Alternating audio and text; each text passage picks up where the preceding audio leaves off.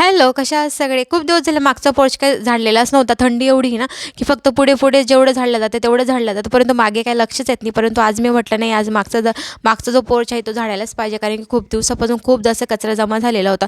तो सगळं मी झाडून घेतला. त्यानंतर मी इकडे वॉशिंग एरियासुद्धा मला आज चांगला घासून घ्यायचा होता. वॉशिंग एरिया फक्त नावाचाच आहे, परंतु त्याचा काही वापर जास्त काही होतच नाही. कारण कपडे धुण्यामध्ये तर काही येतच नाही. वॉशिंग मशीन जशी आलेली आहे ती, म्हणून आम्ही वॉशिंग मशीनमध्येच कपडे धुतो.